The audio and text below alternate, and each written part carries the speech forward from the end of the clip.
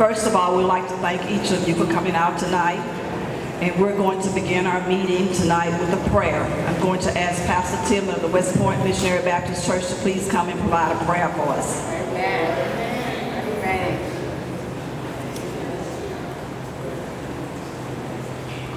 If you would bow with me, Father, we come before your presence thankful for another opportunity to just be in unity one with another.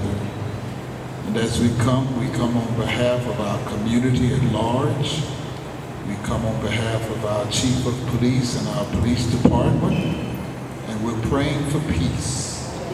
We're praying for oneness. We're praying for healing. And our prayer, Father, is that you, by your Spirit, would move upon hearts and that you would let justice prevail. Give us all clear minds now, that we hear, receive, understand truth.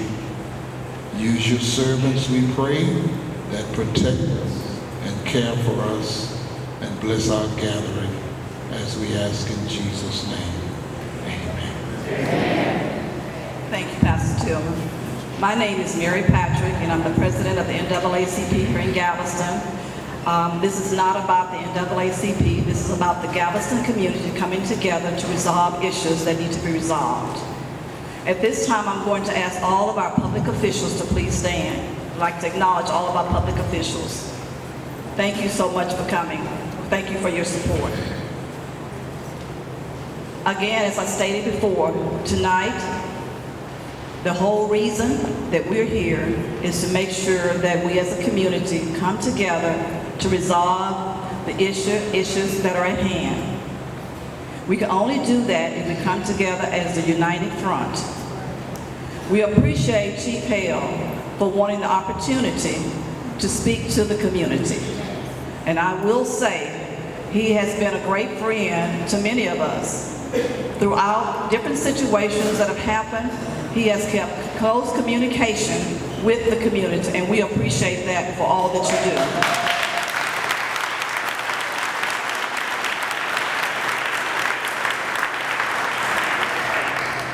He answers phone calls, he answers texts, no matter what time it may be, and so we do appreciate that.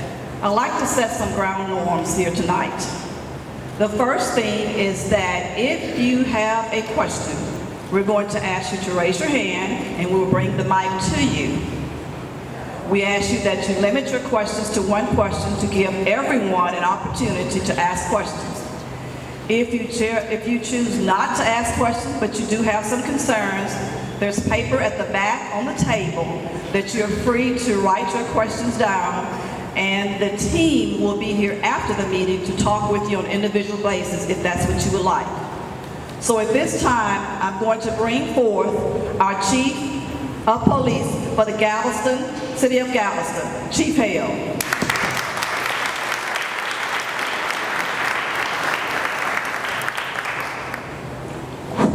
Good evening. First of all, you know, I tried writing out a bunch of prepared statements, etc., but y'all know me. I've spoken at probably most of the churches in this room. I've spoken at many events, and that's just not who I am as a man, as a chief, and the things that we do. And so first let me say to the media, this is an opportunity for my community, the community I live in, that if they want a pound of flesh, that flesh comes from me, not my guys. If you want to vilify folks, then let's start where it begins. It starts with leadership. Every professional in this business would say, this is a bad idea this early, Chief. But what I'm telling you is, when the cameras are gone, I got to live here with you. And I want you to have the opportunity to talk to me. And so I'd like the media to also respect that.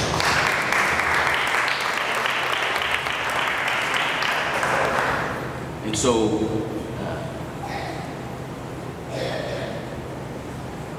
I've looked at this in many, many ways. Many, many ways. Do you know what the hardest job of a police chief is? Anybody know? Besides beating the speed of Facebook? Because I can't beat it, I tell you, it ain't gonna happen. The toughest job for a police chief is having the courage to discern mistakes from missteps from misconduct. And that's what processes are for. Is this a mistake? Is this a misstep? Or is this misconduct? That's what any review process is about.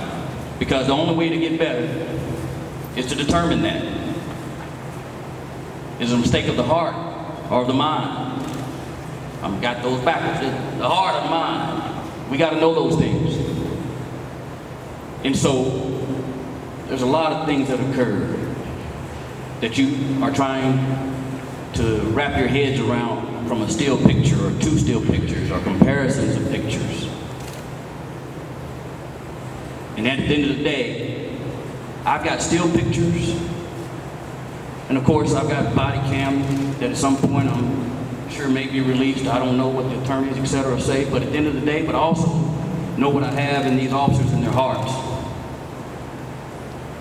I think there's some things you got to understand about what we call the mounted unit, first of all, and then we'll talk a little bit about the incident, and then I'll hear you out. I promise you that. I'll hear you out. But understand that these individuals technically were not a unit. They have bought their own gear, their own horses, their own feed, and we have asked them, and yes, we pay them when they're on duty, but we've asked them to bring their property to help work for us at times, at special events, etc. I was recently asked, hey Chief, can we have more visibility from horses? And what does that look like? And how many? And all those things. And they came to me with several proposals. And I finally said, okay, after Mardi Gras, we can start increasing the mounted unit, but we got to do it right. In those discussions, I had the foresight to say, but they ain't getting on a horse until they've been to some formalized training. And we did that. They took a 40-hour course, and they were trained. What appears to me in this incident is they reverted to that training and used the only tool they knew how as new riders, as new mounted officers, and as a unit that's in the process of standing up. In fact, in the contract negotiations, we're in the middle of creating this and formalizing our position with these folks so that we can have these things in place. So where did Chief Hale screw up? While I had the foresight to say, hey, they're not getting on the horse before they're trained, I didn't have the foresight to say, let's make sure I got all the proper controls in place. Which is why I had to change something before we were even up and running good. And that's on me. I should have had the foresight to say, hey, where's all this other stuff? Does that make an excuse for the photo we all saw? Absolutely not. I'm just telling you the fact. Because I try to deal in fact. Do you think I wasn't concerned when I first saw the photo? Do you guys really believe that? Knowing where I come from and what I've been through. But the difference between me and many others, rather than jump to what I think I may have saw, I immediately began fact-finding. I called other mounted experts. Not my guys. I need their opinion too, but I need outside sources to tell me, is this a valid training technique? Absolutely. That's what I needed. And then we began to decide what's best practice. And that's what we have to review and make sure we have in place. And because something works, does that mean Galveston has to do it? Absolutely not. We have opportunities to do what works for this island. And that's why I have you. That's why I know this community better than any other community. Works together, communicates, talks, calls me, talks to me, invites me, And I do the same with you. And so as a community, I want to make sure we all work together to make sure we work in the best interest of the city of Galveston, Galveston Island, and the Galveston Police Department. Bad terminology, and I know it, but cart before the horse is classic, right? And so that's what we have to do. And so I know you're upset. I know. It's not going to change. I'm not going to resolve that here tonight, but I can certainly give you the opportunity to voice your frustrations to me, to understand the position we're coming from. I can't talk, you know, if this had been about a motorcycle, y'all seen me on my motorcycle, right? If this had been something about a motorcycle, I could have answered a whole bunch of those questions for you easily, because I know about riding a motorcycle. I've never been a mounted officer. So I didn't even know what questions to ask until it was time to ask the questions. And that's why we're here. You know, we're all from Texas, folks. And so, the great football team of the Dallas Cowboys, right?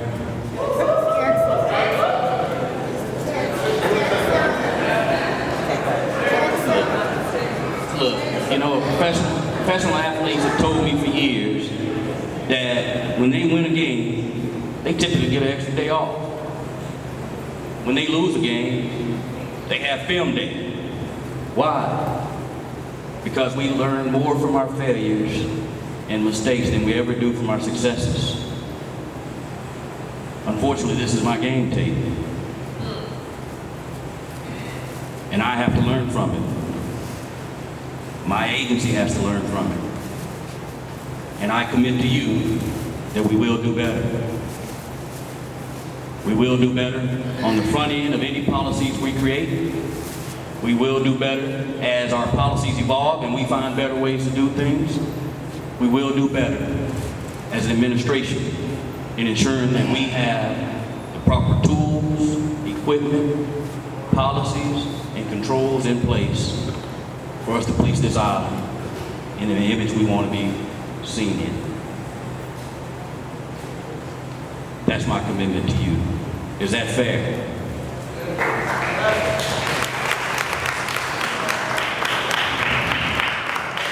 When I said I know the heart of these officers, I mean, you guys got to understand, one of these officers was just featured in the paper not long ago for handing out blankets in the wintertime to 2 homeless. That's what's in his heart.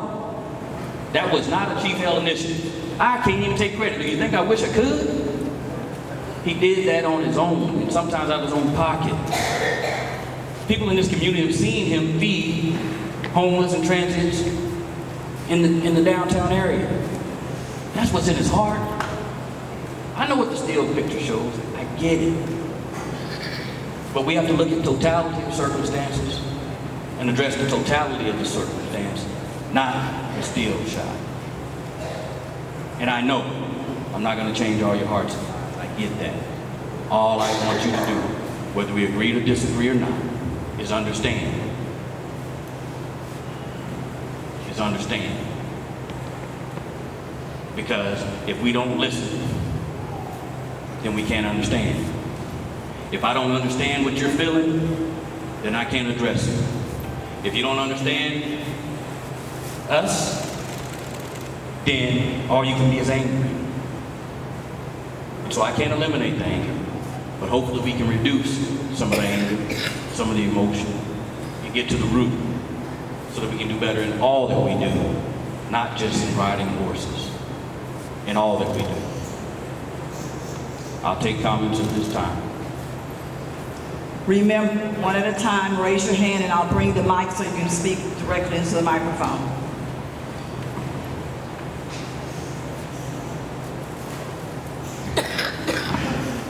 Good evening, Chief. I think Yes, that ma'am. the way that you handled and answered the question right away was very impressive to me. But I wanted to ask you if diversity training will be a part of the training that your police officers are going to be receiving. Thank you. It is, it should, it always will be, absolutely.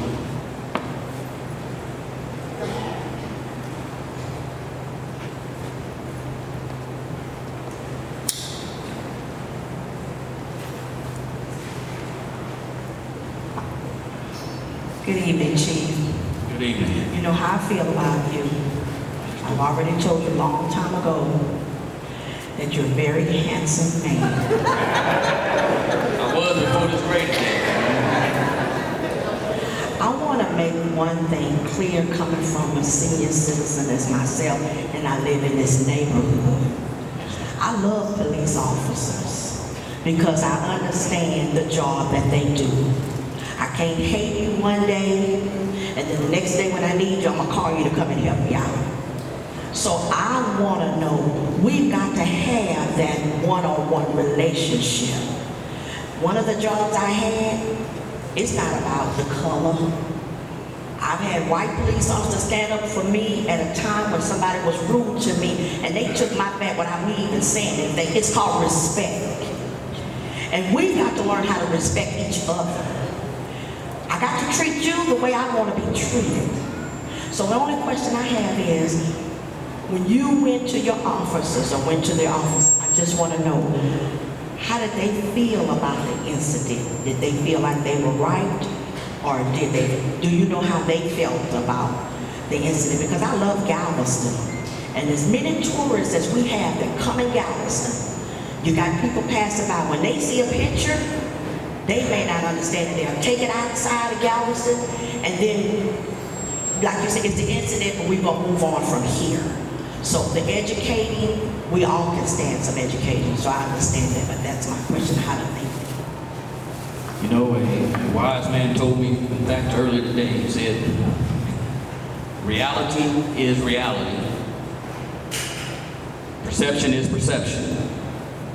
But your perception is your reality, right? And so, I say that to say, it's my understanding that these officers, and until we have an opportunity to rest and talk and get to the root conversations, which we haven't had an opportunity to do, I'll just be honest with you, they understand the perception of what people are seeing. They want people to understand that they were using tools they were provided to perform a job they were asked to do. I would say that would be the gist of the opportunities I've had to talk to them. They understand the hurt, but they also need you to understand they were using what they were trained to do, knew how to do, and that's what we got to look at. We got to fix it if we feel like it's wrong.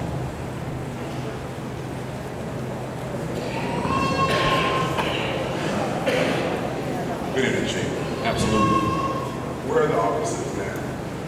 Or what is their At status this now? moment, I don't know where they are at this moment, but are they still employed? Absolutely, yes, sir.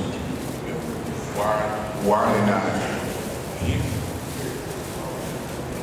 Because this was, as I said when I came, if you all want to take a pound of flesh, I think that pound of flesh should come from me. And I understand that, Chief. That's that's your responsibility. I live here. I've been here for many years. I look around here. I don't see any torches or pitchforks. Absolutely. They should be here facing the music. You do, sir.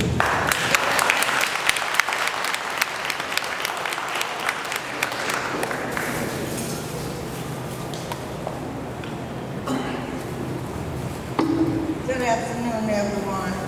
I just want to ask this question. The way America is right now with all the white terrorism going on and Donald Trump and everything, how could your officers think that it would be any way appropriate to have this man walk between the two horses? Like, it took me back like 400 years. And I really can't stand, I mean, that should have better sense, I think. You know, because that's the ugliest sight to see. And it's just terrible. And they should have a little snap up here. But with all the confusion and rhetoric going on, it's not excusable. They should be suspended or fired or dismissed or something.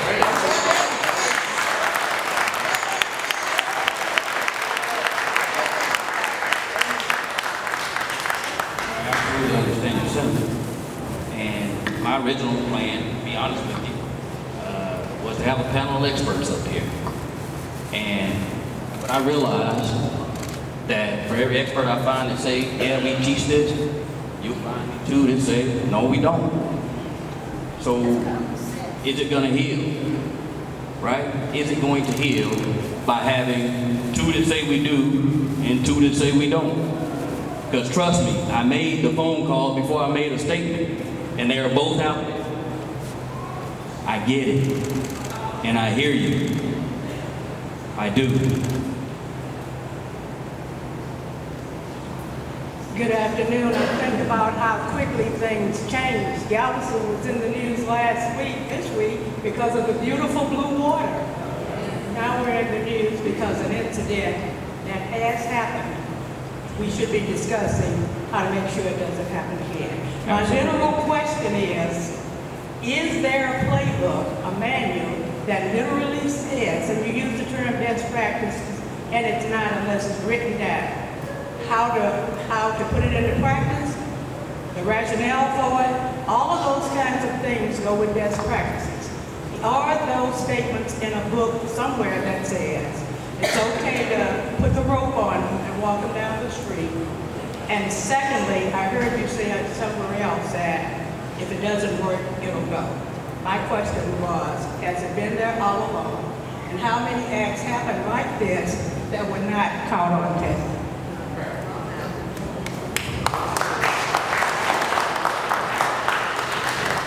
Your second question, I don't know how many people have been transported in this fashion, because I'll tell you, 28 years later, coming from a big city with a big mounted unit, I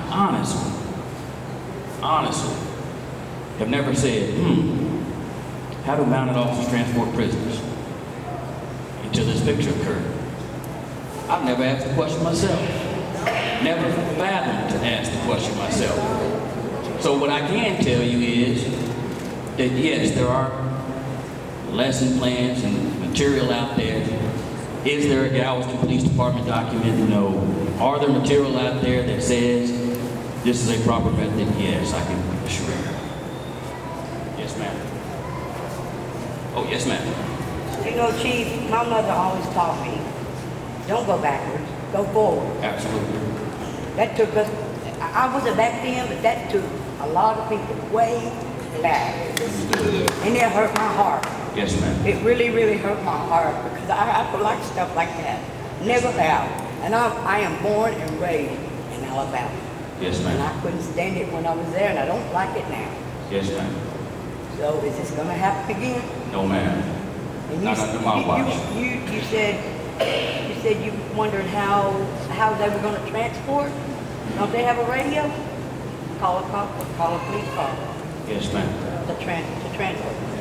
Stop right there in your track, call the police car, hey, and all is well. Yes, ma'am. Thank you.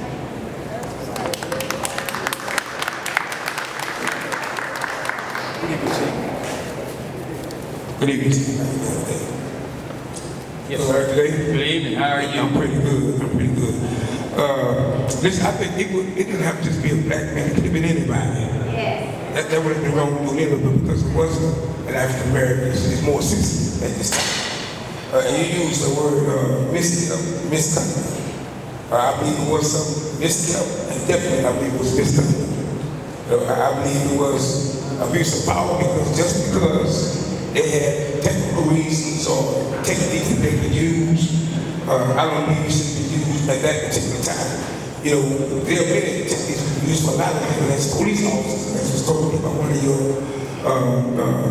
supervisors, that just because you can do something, do what you have to do. You know, I was being stopped on my bicycle, just riding in my neighborhood. Just riding on my bicycle. 2 officers stopped in the middle, turned on the sirens, made me turn the middle street, endangered others' lives, and came to me as if I robbed a bank. And I explained to him, man, I'm 69 years old, riding my bike in Galveston. Can we just stop there? Because one of the other officers who know me, he came and said, this about Thomas, and everything, it went away. But I believe that these officers abuse their power. And my question is, before they did that, did they call their superiors? If they did call their superior, Did he agree on the technique that they was going to use at that time? And how long have these officers been on the force? And you can answer those questions.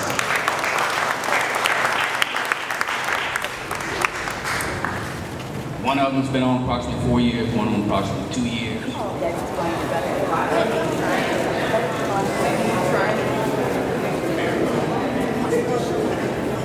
Did they call it superior to you, Captain? I'll find out for you. Good evening, Chief. Yes, sir. As a longtime resident of Galveston, and the police department has been known to be pretty good in Galveston. Matter of fact, I can go back to Willie Whitburn that much way back then, looking your guys. My question is, first, that was somebody's child that they were leading to the slaughter to be slaughtered.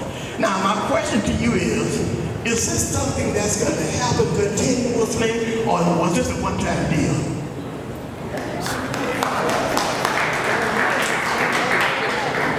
Again, we have stopped the practice immediately and will be looking for more appropriate methods.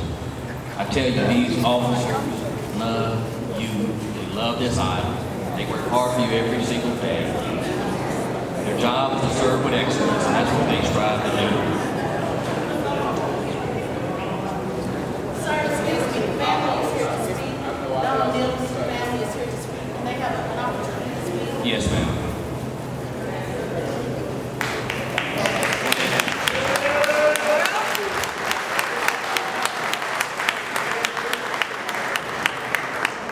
Chief, I was born on this island and I spent 3 decades doing criminal justice, and I've been a prosecutor, I've been a defense attorney, and I've been a judge. Back when I was a young prosecutor, we did have man of patrol. I think they worked at the beach mainly. I never remember anybody being transported like that. But my question to you is, and I don't know how to ask this without violating the man's privacy, which is, to some degree has been violated, but it's been reported in the media and it's in social media, and it just has to be said. You're dealing with a guy with some mental health issues. Okay? And that has to come into play too, and that can have been unknown to the officers who they're dealing with when the facts are just what they are. So I have concerns that it works best for everyone, but I have more concerns about when we're dealing with a mentally ill person being taken to jail that way. Yes, ma'am.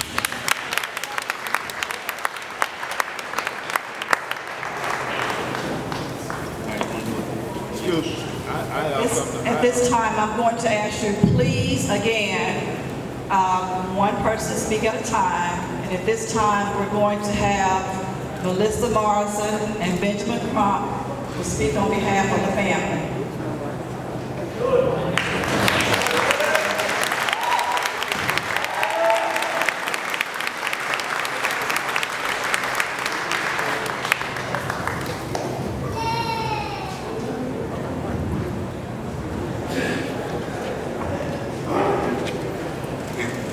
I'm Attorney Ben Crump with Attorney Melissa Morris. We proudly stand with the family of Colin Neely, his sister, and his brother, and his children, all present here, Chief. And we come to simply say that image has went viral all over, not just Galveston, Texas, but all over America.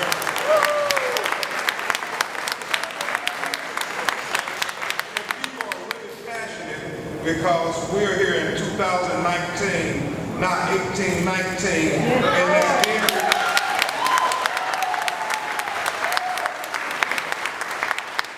it projects back.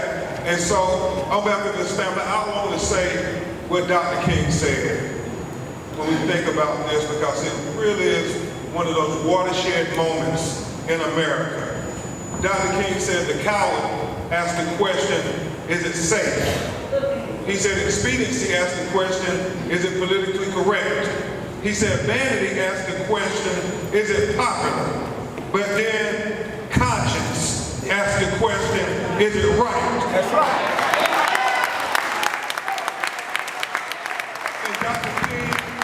And Dr. King concluded there comes a time that you can't worry about being popular nor politically correct, not even safe. But there comes a time one must take a position because their conscience tells them it's the right thing to do. It is the right thing to do to stand up for Donald Neely, to fight for Donald Neely, to speak for Donald Neely, because he can't speak for himself. Those officers took advantage of a mentally ill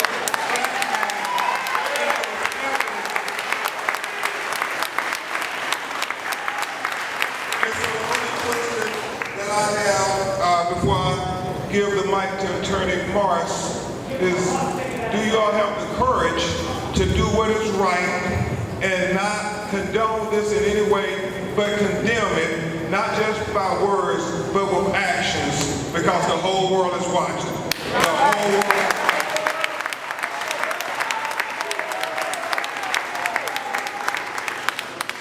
I know it's not lost on you, like it's not lost on me, that here in Galveston, Texas, where 100 years ago they landed on these shores to tell us we were free, that here it's condoned and it's okay for them to employ a tactic that drudges up the pain of slavery. So I want to know what we're going to do here to make sure that this doesn't happen again. And the thing is that it's probably not going to happen again the way that it's never happened in my career, in my recent history, in my memory, because they wouldn't have arrested my brother like that. Because no person who did not have a diminished capacity would have allowed them to do this.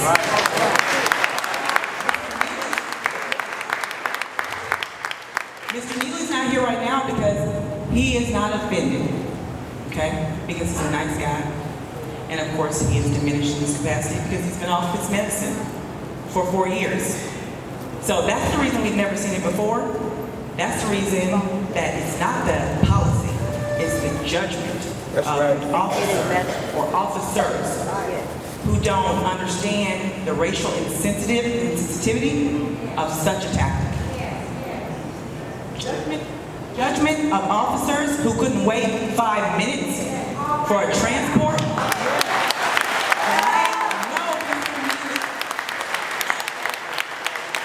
The way that the citizens of Galveston County have showed up today, they've been showing up with Mr. Neely, giving him food, giving him clothes, putting a jacket on him or a coat on him when it's cold. The way that they're sitting in here today asking you to do something, they've been showing up. What are you going to do? Show up. These rookie officers who use this judgment on the next person that they try to do it on, who bucks because it's absolutely abhorrent, that the next person, what if they decide they're going to shoot them?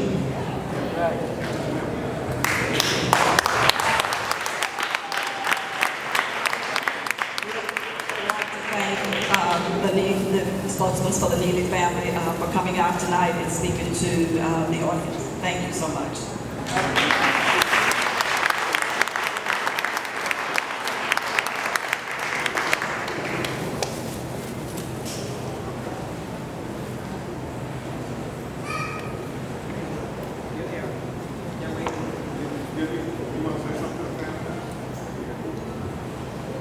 And again, sorry we had to meet under these circumstances. Thank you for coming out here. Obviously, these are your attorneys, and there's not a lot I can say as we look at litigation now, obviously. So, I'm sorry. I understood, man, understood. But thank you for coming out. I'm sorry we had to meet under these circumstances. I can't wait to sit at the table and talk to you all one-on-one. We will set a meeting, man. We'll set a meeting. So we will get together, we will talk one-on-one as an organization, to you as the family. Not this one, okay? All right.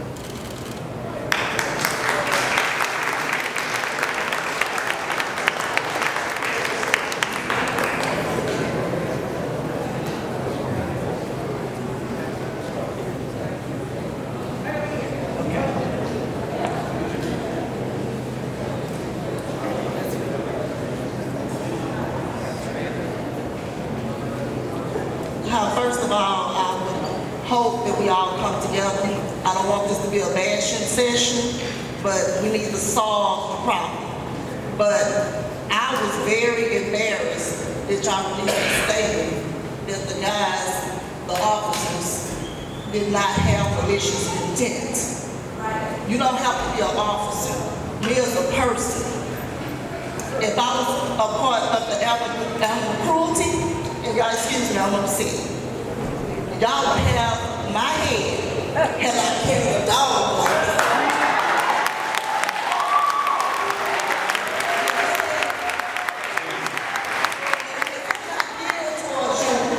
And I've seen some wonderful officers, they've come to my aid. But what I'm saying, why would you let two idiots spoil for Galveston County? They may have thought it was funny. I think perhaps because they were caught on camera. This is where all this is coming from. But how many times have people had to endure this that was not caught on camera?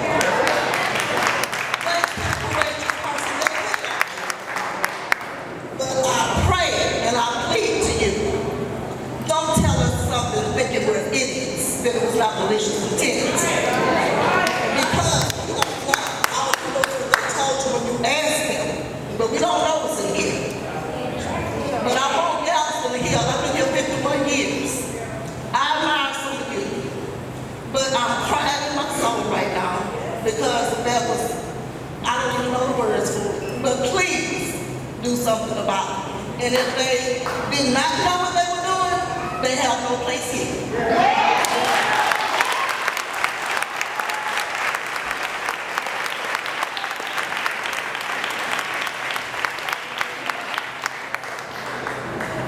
How you doing, Chief?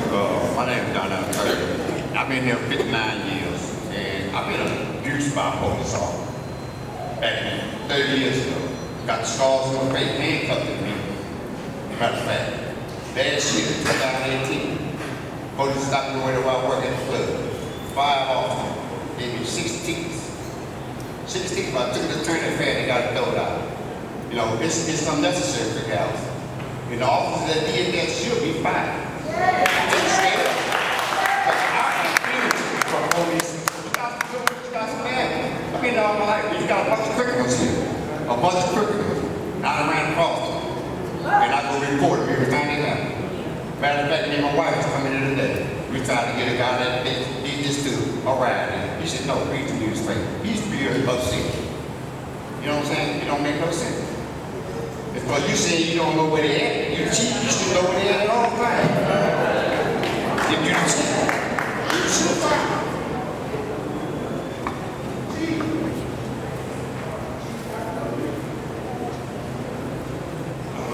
Why is there a mountain police force since 2019? Why is there a mountain police force since 2019? I mean, the police, part of their job is to arrest people. If they're on horses, arrest the people who was bad. It looks real bad. They could have been on bikes, motorcycles, they can walk. There's many ways to get around. Why on horses? It looks like slave pictures. I understand you, sir.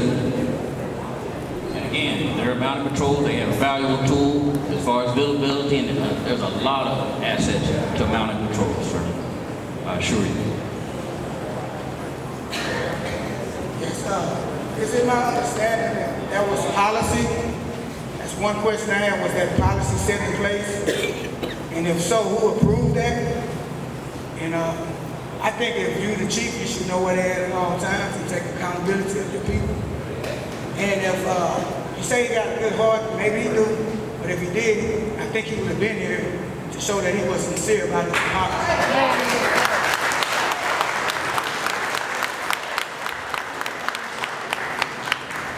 And again, I failed to make sure we had the proper policy in place. Reverend Lawson, President of the Gulf Coast Homeless Coalition. As I look around this room, I see a lot of people. I do not condone that. That was horrifying.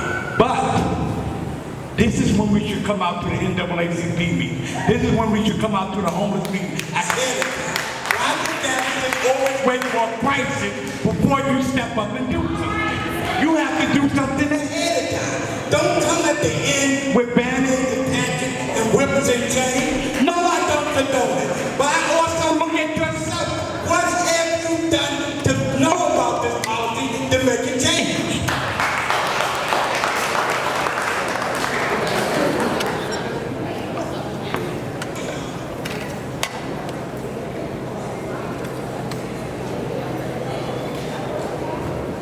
How's everybody doing tonight? Now, I was born and raised right here in Galveston, so that made me learn to drive, walk, ride bike, everything right here. Now, many people my age, my color, my size, my shape, know when GPD pulls you over, on how many occasions is there one patrol car? Hardly ever. Is there one patrol car? Excuse me. I witnessed a traffic stop 2 days ago. 8 patrol cars showed up to take one guy to jail. 8 patrol cars showed up. Now, he wasn't moved, he wasn't taken anywhere until all 8 police officers were there, lights on. How is that not possible for said situation? You know, it was a decision they made in the moment, Chief, but using your words, you have to realize when a mistake missteps them into misconduct, and they must be held accountable.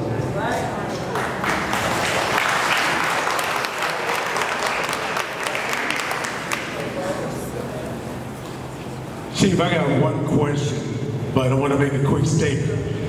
Unfortunately, this put a black guy on this album, and unfortunately, it's on your watch.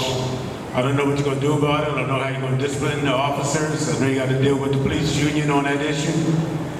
But on top of that, I want to know how many hours of diversity training and sensitive training do these officers that you're supposed to be watching over get, and is it semi-annual or is it annually training? Well, it depends on which part of the training you talk about. There's some diversity mixed into many parts of the training. The entire academy, and I can't tell you specifically, do we know exactly how long the diversity block is? It's 40 hours at the state academy for licensing. And then there's other training throughout the core training cycles that include diversity training and de-escalation and things of that sort. It is annually or semi-annually training? The TCOL training cycle is 40 hours every 2 years, so it depends on which portion of the year they take that in. All right, and these officers, they did meet these qualifications? As far as I know, but I will certainly make sure. Okay, so there would be some type of action regarding the fact that they failed a training?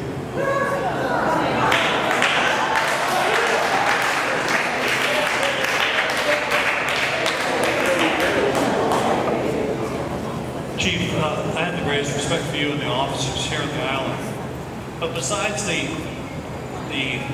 transgression, besides the obvious evil racist overtones of this image that's come out, I think the thing that permeates our concern here as a community is the fact that this wasn't just one officer, this was 2 officers. And that both officers did not recognize the inhumanity of what they were doing. And they did not see it.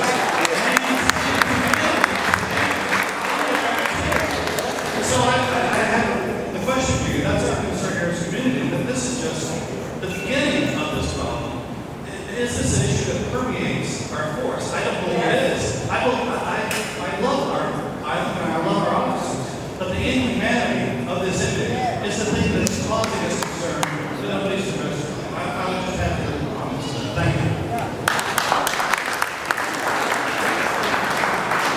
I'm honestly not sure of the question, but do I believe that permeates this agency? Absolutely not.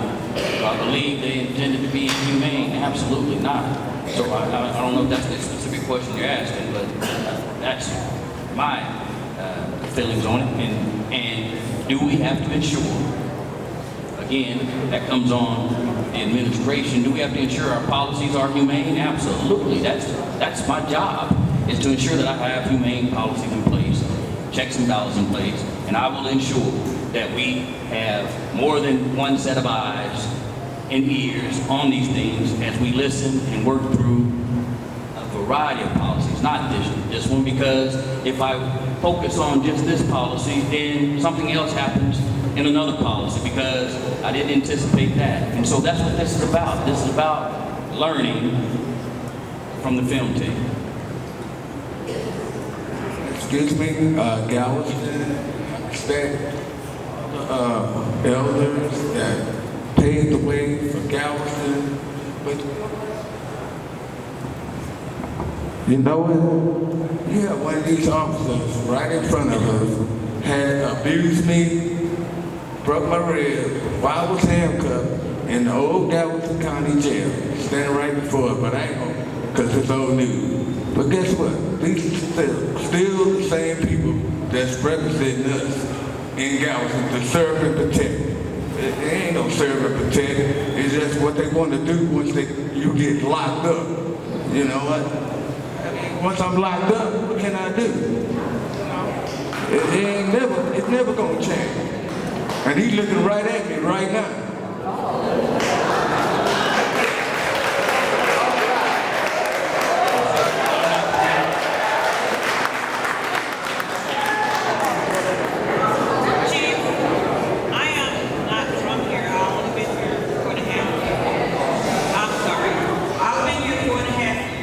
Please, one person at a time.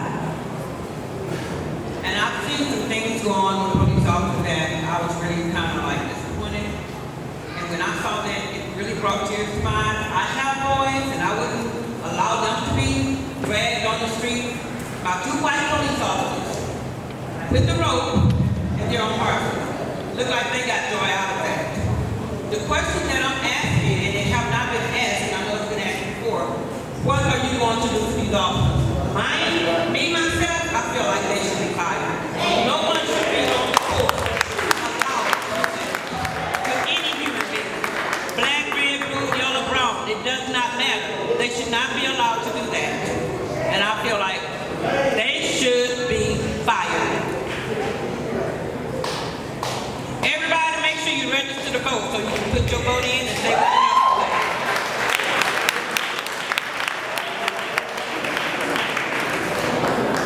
Good evening, Chief. I want to say that I'm very embarrassed for Galveston. I love my city. But one of the things when I was growing up, we had neighborhood police. We knew all the police, Milton James, Rubio, they walked with me, and they knew the citizens of Galveston. The two officers, are they live in Galveston? Are they from Galveston? Do they have a home here?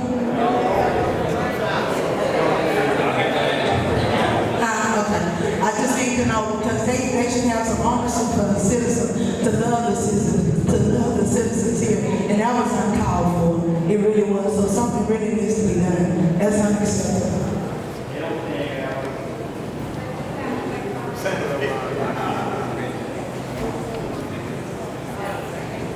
Good evening. I stand as a citizen of Galveston. I've been here all my life, and I've never been to a meeting like this, but the image. And I said I wasn't going to get involved. But the image disturbed me, even me. You have two supposedly trained officers get off of their high horse to cuff a man, put a rope on him, get back on their high horse, and walk this man down the center of the street where someone could see him. Where were they going to take this man, and why did he have to be placed on display? I have 3 grandsons I love very much that I've got to train and bring them up to society to respect the badge. And I'm going to teach my grandboys to respect the badge. But where does the badge respect the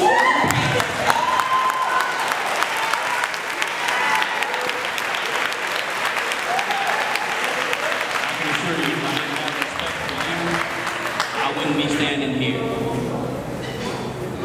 I promise you, if I didn't respect you, I wouldn't be standing here.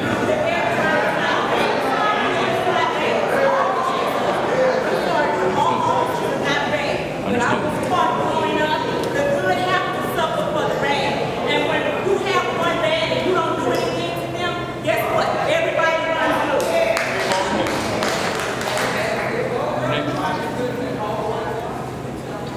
Good evening, everyone. I want to first applaud Chief Hale for being here, because I'm not sure if with everyone that's in here right now, if the mayor or the city manager has arrived. City council is here, but is the mayor or the city manager? The mayor or the city manager is not here. So Chief Hale has come here to stand before his people and before the crowd that's here on his own. So we have to give a little credit. Like he already said, it's very tough for him to be in this position. When we welcomed him to Galveston under 2 years ago, this room wasn't this crowded. But it's so good to see so many people here today. But like the young man said here in the middle, that it took something to happen in order for people to show up. Typically, we're always reactive versus being proactive. I've been a part of Juneteenth here in Galveston since let me go further than that. Since Reverend James P. Thomas, some of us call him affectionately Uncle James. And he would rather be in the streets right now to come and speak on behalf of the people. A lot of you remember Uncle James. However, we need to show up more than just when something happens. A lot of us are BOIs, a lot of us are balding gals, a lot of us I'm so Galveston. But I don't remember seeing any of these faces here when it comes time for Juneteenth. So it's great that something like this has happened to bring us together. Hopefully it does not be something that we just turn back around and go back to sleep once. Because this is a very, very small community. Very small community. So it doesn't take a lot for all of us to come together. We're sitting right now in history. But if we don't stand up together before something else happens, yes, they bring in people that are not from Galveston. They police officers pass by my mom's house all the time and don't speak. We'll be outside. Don't speak. Yes. So together as a people, and those that want to join with us that do not look like us, we welcome you. We need to come together. We need the forces to wrap our arms around each other. But Chief Hale, I applaud you. You come here by yourself. We need to give you credit for that. And then at the same time, June 19th comes again next year, 2020. Please, please, please, please, come on, come out. Be a member of Old Central. It's $35. We can start there together. And the question that I have, okay, I'm handing you the mic, is about mental illness. Did they have mental illness training? That's what my mother would say. To add to Sister Al, we have monthly NAACP meetings right here at Old Central She's walking. Thursday of each month. Thank you. While she's walking, I can tell you that one, I'm BOI now too. I bought on the island. And I love this island. And I don't want to do anything to hurt this island. I can assure you that one of them had advanced mental health training, and then the other one I have to check to see how much exactly. But yes, they have had mental health training. I want you to take the time and answer the young lady that asked the question earlier. What's happening tomorrow, the next day? What's going to happen to these young men after this meeting? What's next? Do they go back to work? Do they do desk jobs? What do they do next? Are they just a normal police officers or what? What happens? They will continue to do their jobs while we review this entire process. Yes, they will do their jobs. Excuse me. We need to teach each other with dignity and respect. So if someone is speaking, even if you don't agree, please be silent. Again, failure of the policy is on me. And I can't be on desk duty because I got to get it fixed.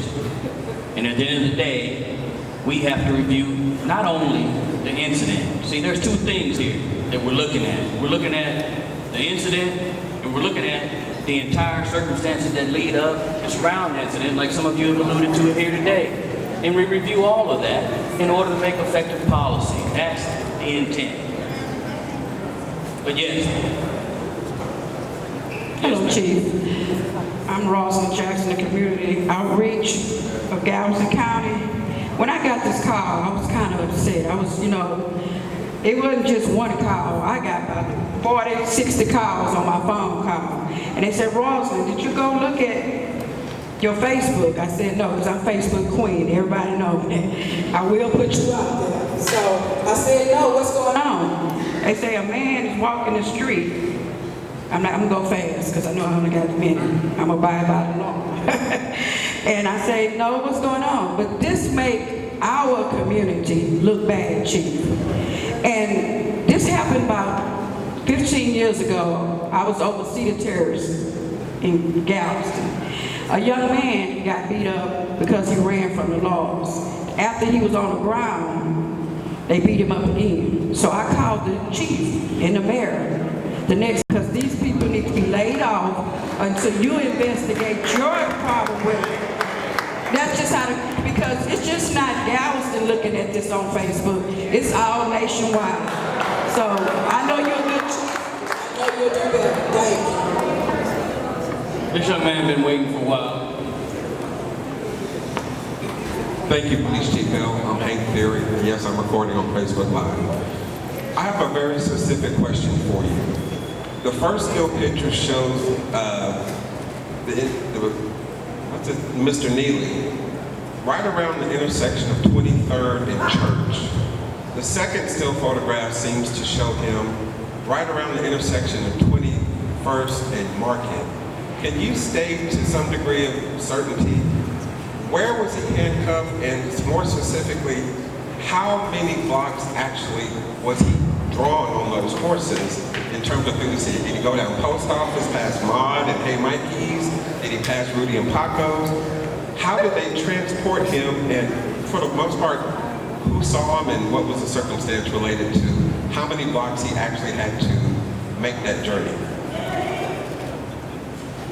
Honestly, I don't know the specific route, but I will certainly get it. What I can tell you is he was transported from 23rd and Church to 21st and Market. That I know. Did I go out there and count the blocks? Absolutely not. On me. He was arrested at 23rd and Church and went to 21st and Market to where their unit was. I can't hear you. But that was where he went.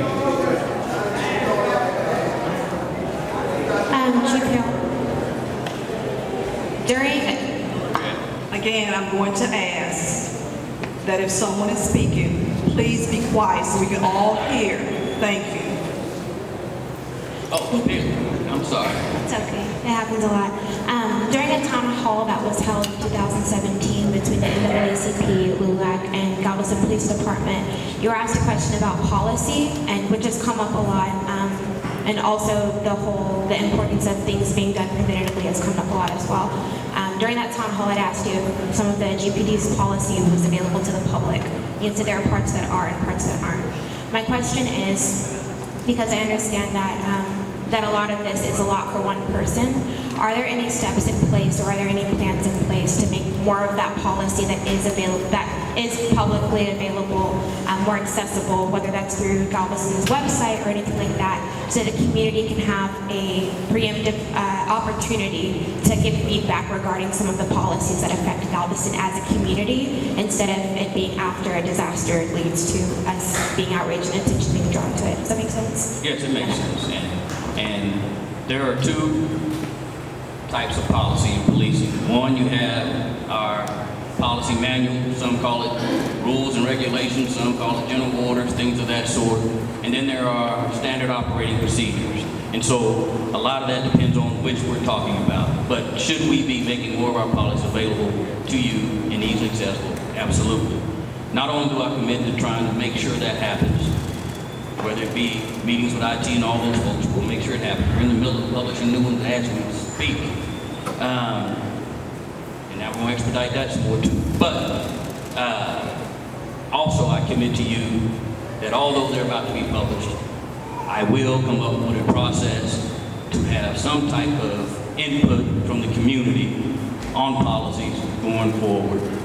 I don't know what that policy looks like, and I'll be looking to you all, my stakeholders, to come up with a process that works for all of us.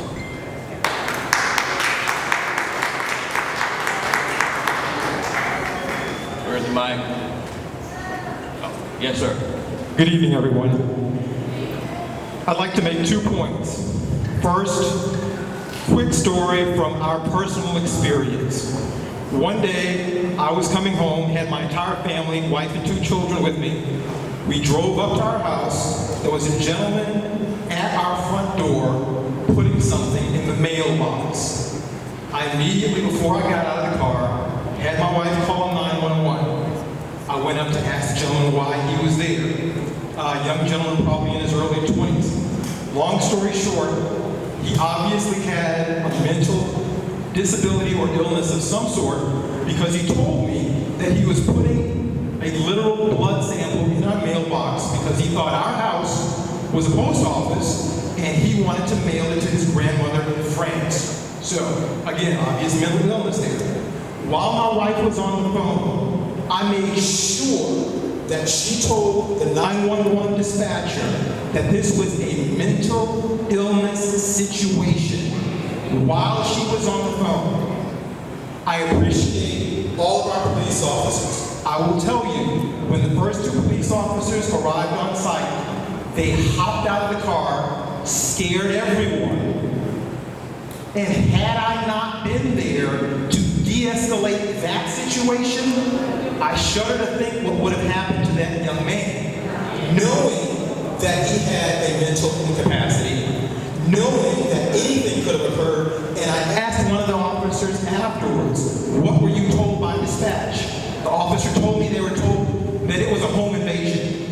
So number 1, there was a huge lack of communication that occurred. But again, number 2, had I not personally been there to advocate for someone that I did not know, who was not there by his own fault, but by the fault of his illness, again, I shudder to think what would have happened. So with that, again, just 2 points. One on communication of what happens prior to an incident, and one on planning of what happens once a notification is given on that incident, particularly in the case of mental illness.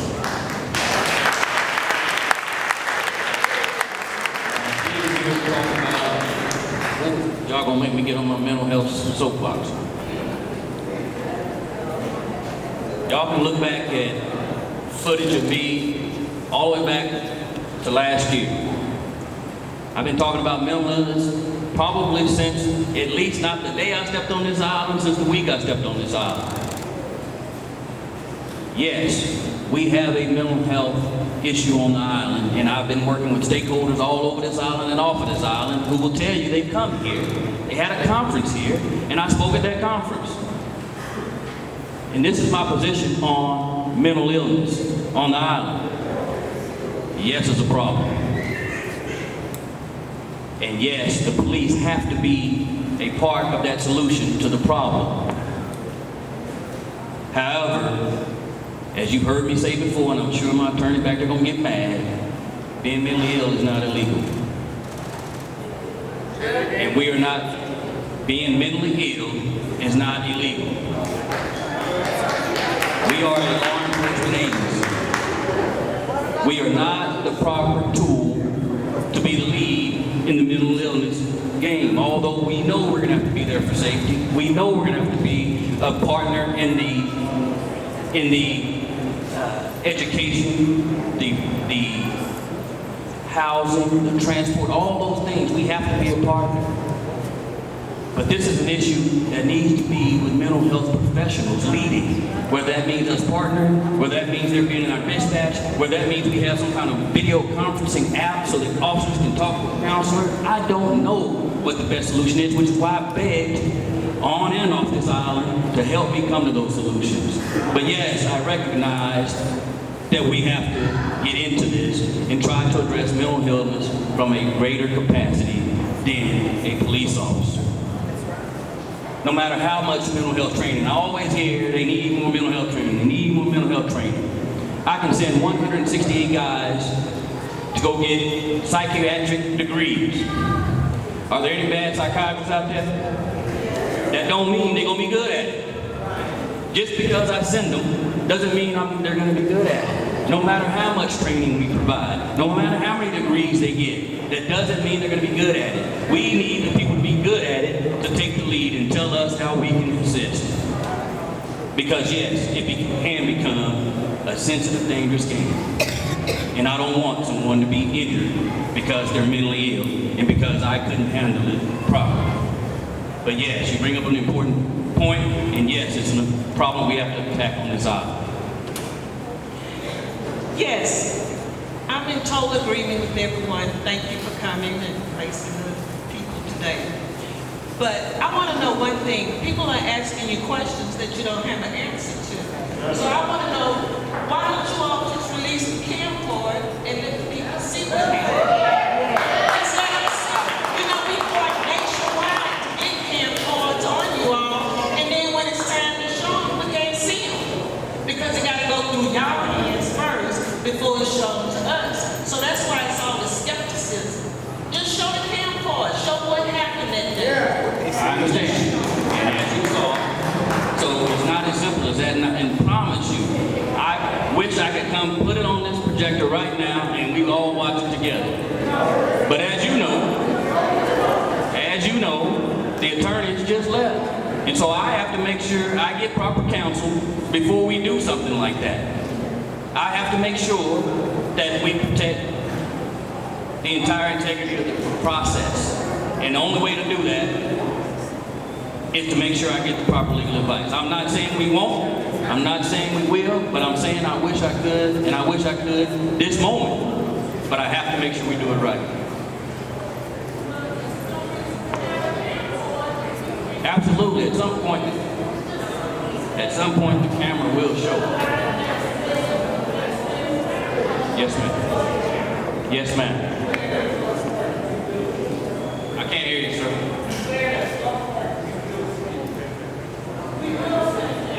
Absolutely, I can't tell you when at this point in time. Yes, ma'am. Hello.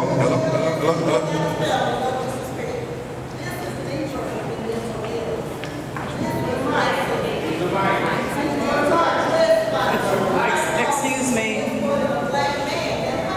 Yes, ma'am. If you've spoken once, please give others an opportunity. Hey, Chief. I just want you to know that the buck stopped with you, and you know that, right? Yes, sir. When the buck stopped with you, hold in your hand. Compliment her like she say, the mayor, city manager, they can show up with you today. City manager should be up there with you, addressing questions with you. The shit is boss. You over here. So y'all got him up there, and I'm under the bus. He trying his best, but like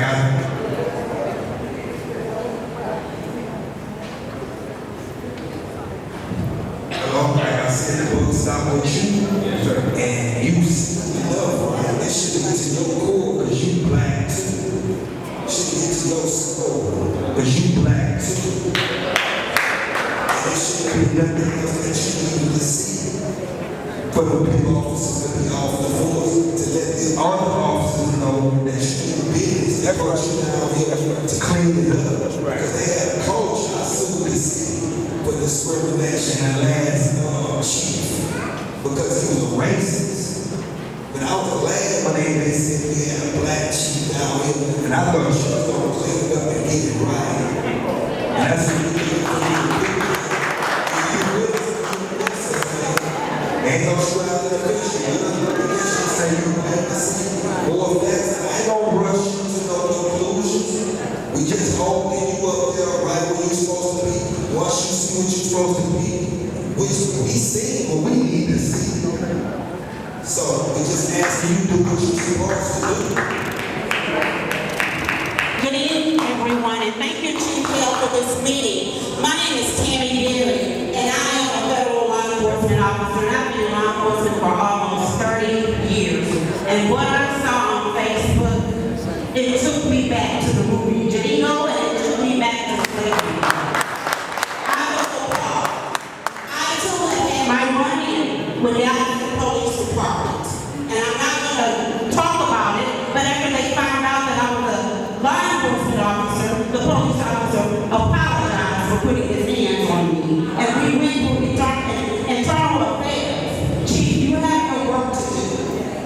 Not only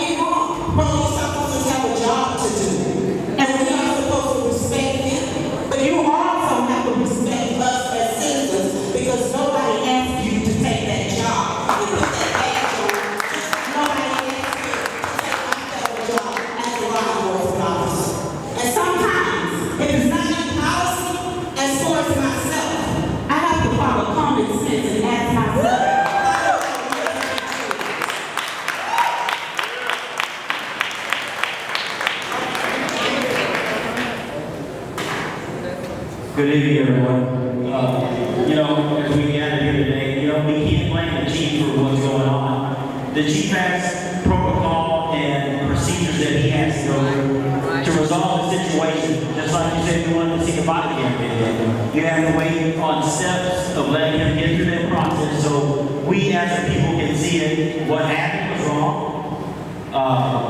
They had policies and procedures that the officers on the mountain patrol had to use, which is okay. But as the chief that is here today, he's coming to us as a people to come up with new ideas and resources to bring in better protocols on how the arrest was handled. Once again, you don't know if it was 10, 20 officers on that shift. You know, this is a big city, so you can't blame officers for everything. It's just about steps and protocols of what's going on. It's that simple. Thank you.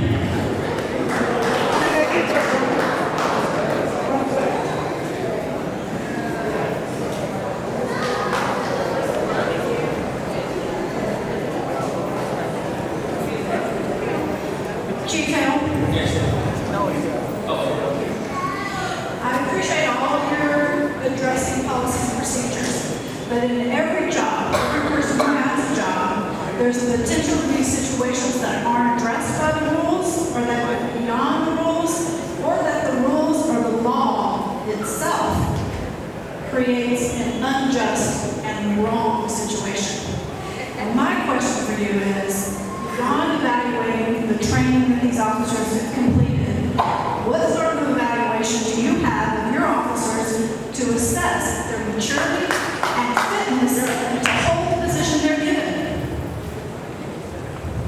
I'm not sure what point in the process you're talking about. I'm talking about there's some mechanism that your officers, some sort of evaluation that the officers undergo beyond just checking the box that they've attended the training, that they're being assessed, that they're being assessed for their fitness, their maturity level, their ability to use common sense and humanity. It doesn't take a policy to look at that picture and see that it's wrong. It takes just basic human decency. Officers go through a full background, psychological exam, drug testing, all those things prior to being hired. They're evaluated every single day on decisions they make, whether that be a report of public opinion as we are here today, or whether that be with their supervisor. So yeah, there's a constant evaluation of what we do, and I'm not understanding what. And I'm sorry, thank you for allowing me a follow-up. How can you look at that situation and these particular officers and see that there should be no repercussions for them? And again, man, you're looking at a still photo. You have to look at the totality of the situation, which you don't have at this time. No. The still photo tells enough of the story to be appalling. I understand.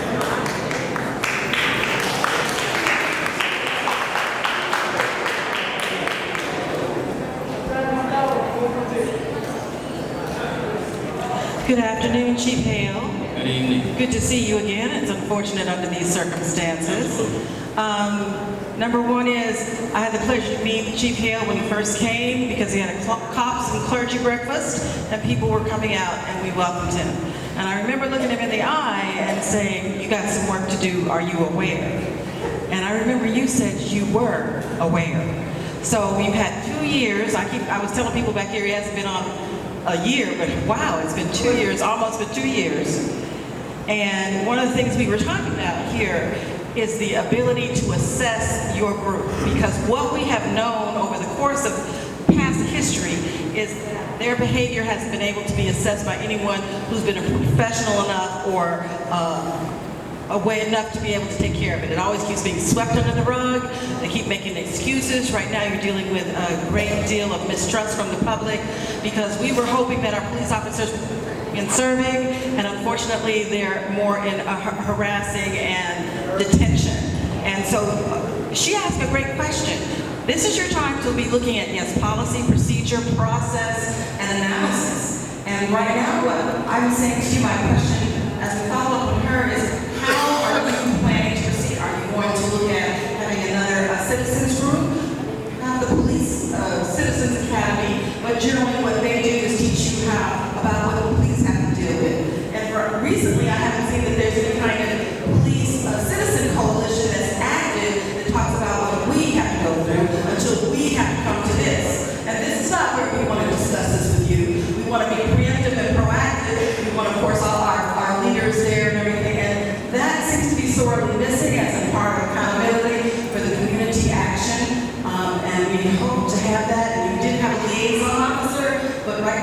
it's not happening. So we have to make the facts. And I did want to address the other question to you with what regards to, just a moment, Mary, with what regards was to your question about mental illness and you being on the soapbox. And we want to thank you, of course, for holding up mental illness. But let's talk about the facts. The facts are that, yes, police officers are now, that's part of it. So tell me that you're not professionals or whatever, that's what's happened since Reagan closed the doors to the mental health places and let everybody out. And with our veterans coming home without nothing, this is your reality. So we need to figure it out, because before there was supposed to be a protocol in place for when you dealt with mental health and when you did call, let the dispatcher know that something was going on. But you must see at this point that there's obviously some areas that you need to take a look at with regards to dispatch, with regards to understanding what the dispatch was, and with regard to follow-up. Because even though people's drug down the street, whatever, now where is it? Is he, okay, is he released? Is he this? Did we look at it? Did we make a social? Did we call a social worker? I mean, we still have a lot of things to do. I think that's the community assistance.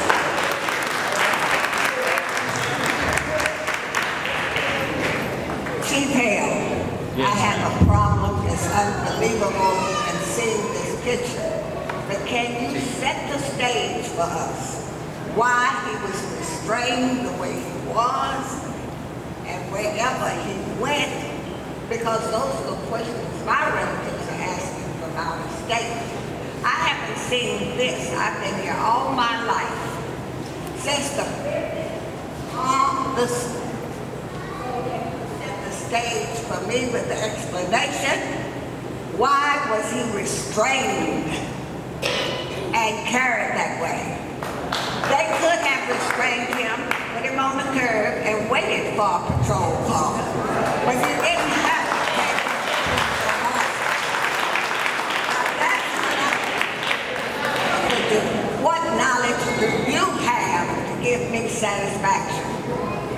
Again, I said when I walked in here, I don't think there's any knowledge that's going to give you the satisfaction. Well, what did the policeman do? Again, I could have had a panel of experts up here. Were they trained to use that transport method from a mount? Yes. Could we have done things better? Absolutely. Could we have waited on a unit? Yes, that's what this whole issue is about. But they used the training they were provided. Hello, Chief Hale. We had a meeting last year, I think, this happened with the last police chief. I forgot his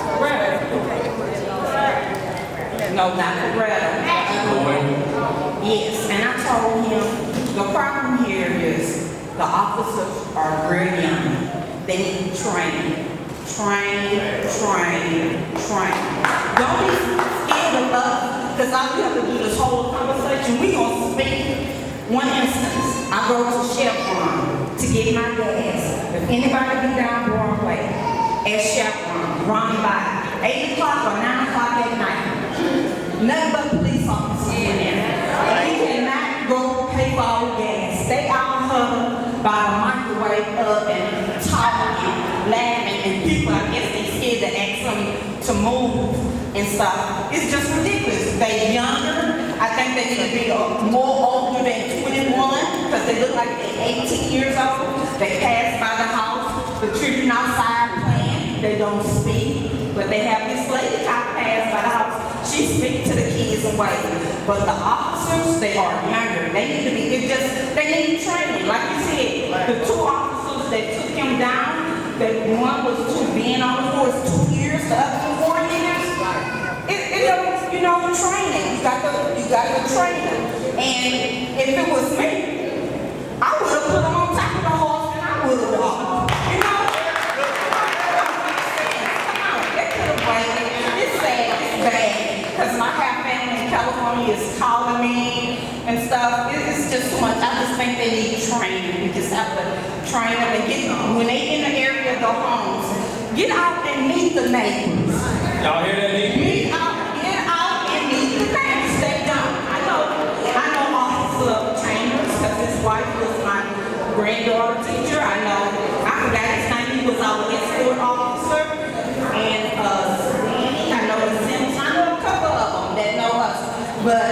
they just need training. And look like the older officer, they need to be a mentor. Maybe you could get a mentor the young officers. Because they do look old, you know, young.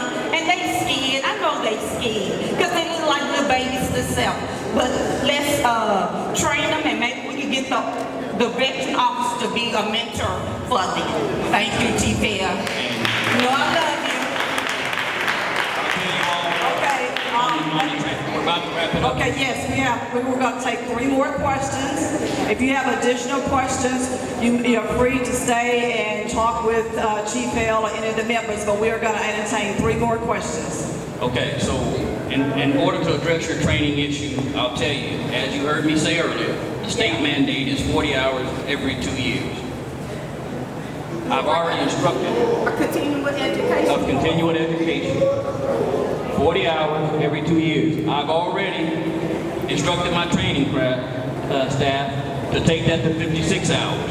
Even though the state only wants 40, my intent is to get these officers a minimum of 56 hours of core training, which includes those things we talked about: crisis intervention, mental health, diversity, all those types of things, every single cycle. So that is the intent. All right, hello. I just want to say that, number one, Chief Hale, it's been his purpose and intention since he had made Chief of Police to go in the community, to serve in the community. That's where the information comes from, the community. We have been meeting with the officers, all these officers here tonight, including the chief. I want Brown, Dr. Allen, would you stand up? Other clergies. I want to show the community that we are hearing, that we are doing, we are talking to them, we are going in between, so we can come together as one unit, So, with that said, I know that Chief Hale is taking a lot of heat now, but we are taking a lot of heat because we want to represent the community.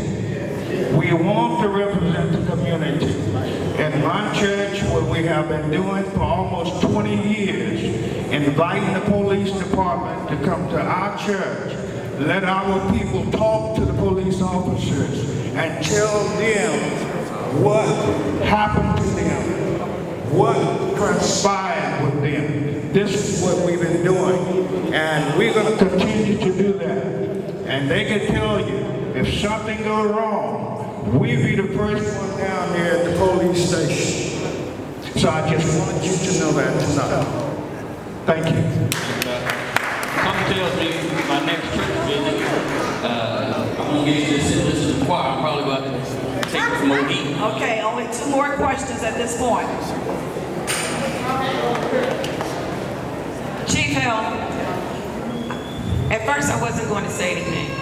But Chief Hale and I have had to have some conversations before. And I've got to say, he's respectful. He'll hear you out, even when you disagree with him, even when you're angry with him. He will hear us out. But there's only so much that he as an individual can do in this moment. So I applaud you for taking the time to hear us out. For stepping forward even when others probably would have told you no. I too have a brother who has some challenges. The photo scared me. That could have been my brother. One of the most docile men you'll ever meet on this island. That could have been my brother, because he would have complied, and it would have ripped me to shreds. And then I'd have to be back on the phone with Chief Hale again. But the reality is this: the job where those tactics have been deployed, cruisers could have gotten through to this gentleman. I've seen people sitting on the sidewalks plenty of times, being detained, waiting for backup. That could have been deployed. I understand the protocols that were in place coming about because this was a new unit where all the decisions had not been made on the protocols. But for me, that is not an acceptable excuse.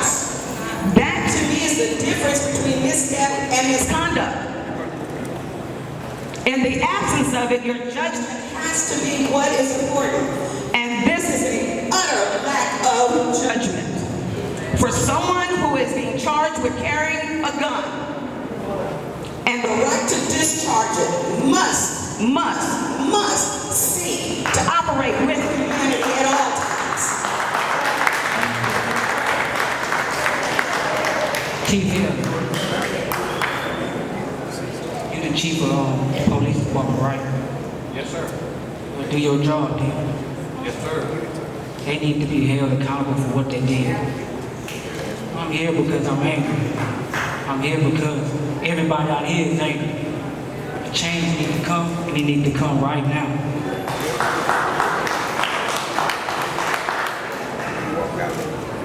It's been like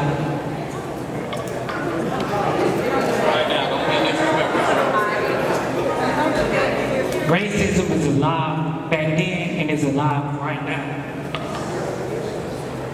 I'm hurt right now because a lot of police officers out there, people like crap, elected officials getting paid billions of dollars and they ain't even doing their job. Enough is enough. You need to do your job.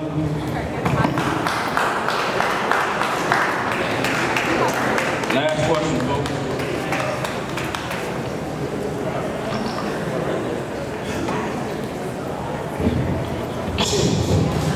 I know that you are in leadership position just like I am.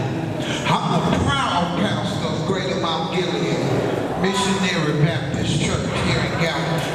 15 years might not be long enough, but I've been pastoring 15 years. And in those 15 years, Chief, as leadership, I had to make some tough decisions. Some decisions that may would have had hurted somebody or either helped somebody. I have an old pastor friend of mine, been pastoring over 61 years. He told me, he said, whatever is in the well, gonna come out in the bucket. I'm saying this here. I have a deacon that says, a pair of lips will say anything. And so what I want to say to you, Chief, let's use this scenario. Just say you are my doctor. I come to you and you tell me I got counts. I'm in the first stage. And those officers are on counts.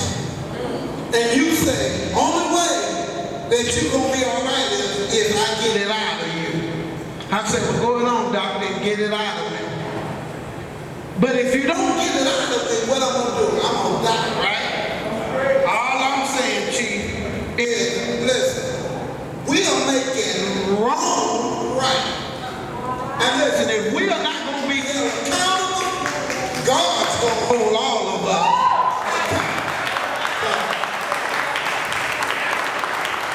Again, I know there are many other questions, but we have been at this since 6:30. So at this time, I'm going to ask Reverend Tim Allen to please come dismiss us with prayer. If you have additional questions or concerns, Chief Hale will be here to talk with you after. Thank you all for coming out. Thank you for being patient and listening. Thank you, and I love you. And I will tell you, tonight, it doesn't stop tonight. I can assure you that there will be more meetings with Chief Hale and his department to make sure that we are bridging that gap in this community. We will do better. Amen. Thank you, President Patrick. Thank you, Galveston community, for coming and addressing your concerns. And I certainly want to thank Chief Hale for having the courage to quickly come and address or let us address our concerns. So I applaud you, sir, for your courage to be here and allow us to address our concerns. I will say to you what I said to the last chief, if you're right, I'm gonna stand with you. But if you're wrong, I got to tell you what I see. And you know me by now. I'm just gonna shoot straight. Chief Valley, we love you too. And I think you two guys make a great combination. And so now I'm going to ask the Galveston community before we dismiss to at least give these two men, especially this one man, because he's in the leadership role, let's give him the opportunity to do a thorough investigation. Let's say this to him. Thank you once again for allowing us to be here tonight. That's not our intention. We are upset because we've gone back 40 years and we're not going to go back. We hate that it came under your watch. But you already know in a leadership role, I think Pastor DeWine said, it comes with the territory. Our pastor here too, I've been here 15 years and it took me a little while to get thick of skin. Because everything that goes right, I don't get any credit for. Everything that goes wrong is all my fault. And that's okay. So I ask you before I pray, Galveston community, I'm glad to see blacks, whites, I'm glad to see our former NAACP president and so many others. I would say to you before we dismiss and pray tonight, please, please, I'm glad y'all came here tonight, but don't let it stop here. Let's pray for our police department. Let's don't try to make it.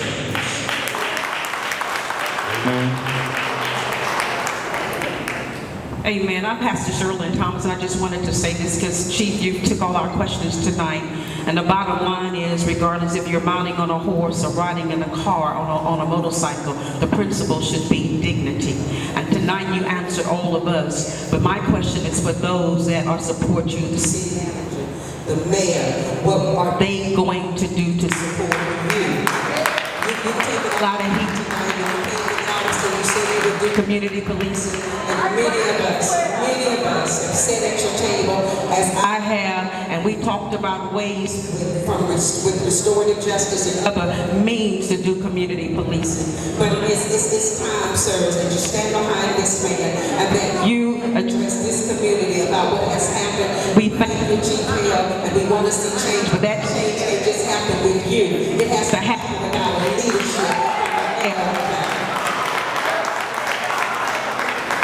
Thank y'all for letting me speak tonight. I apologize for being a little bit late. I will tell you this, and I don't know how many of you are familiar, but Galveston is a civil service city.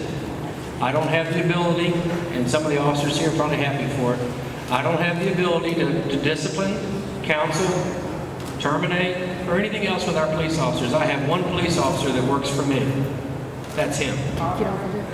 My job is to hold him accountable, to do the right thing, and to give him the tools he needs to make sure that this does not happen again, and that everybody gets taken care of in this deal, and that they get the proper counseling, the proper training, and Chief Hale gets the support he needs to do what is right. But I can assure you at the end of the day, and I can assure the people that I work for on council, that the one officer that I do hold accountable will be held accountable to do what's right for the people who live in Galveston. I'm born and raised here. I was born and went to school with a lot of you. I'm not going anywhere. When this job's over, I'm still going to be here. I'm still hoping to be invited to some of the things and do all the things that I've enjoyed doing while I've been city manager. And believe you me when I tell you, we're going to get to the bottom of it, and we're going to do what's right. We're going to do what's right by the chief. We're going to do what's right by Mr. Neely, and we're going to do what's right by the officers that were involved in this. You have my word on it, and that's all I can give you.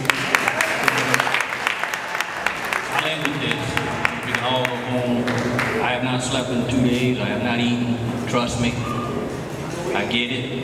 I'm tired. And I'm still here for you. But I'll end with this.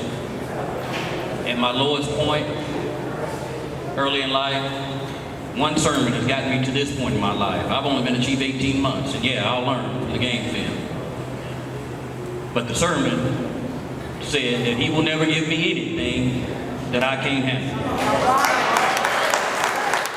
And so, if there's something wrong that I need to fix within me or my organization, then the reason it didn't come to someone else is because they couldn't handle it. That's right. That's on me. And that's why I'm in front of you. So I'll say this. For yes, I have hard work to do, and we have heavy loads to lift. But we shall not struggle, because this is absolutely God's gift. We will be together. Thank you again, Chief. Let us stand.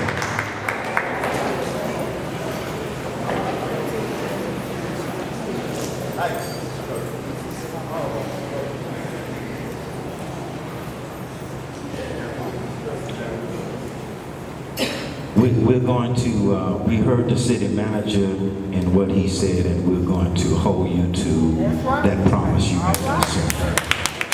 Let us bow.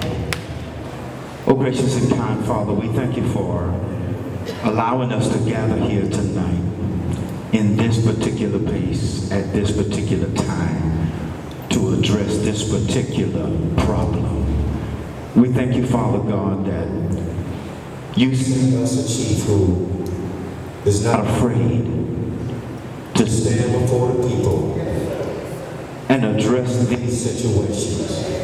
So first, Father, we lift him up to you. We ask you to give him strength for the journey that has been set before him. Give him wisdom, give him knowledge, give him understanding, that he would be able to not only lead this police force right, but also that they would follow his leadership. And not make the police department look bad, not make the city look bad, and make our community look bad. And so, Father, we're praying and asking that we would be able tonight to bring peace and resolve to this situation. Now, Father, dismiss us from this place, but please, sir, never ever from your sight. Give us all traveling grace, that we will make it to our Paris destination safely. Bless in a unique way our President, Sister Patrick, for her leadership. Now, Father, unto him who is able to present us faultless before a wise and eternal God. To him be glory, dominion, and power forever. And all of God's people said, amen. God bless you.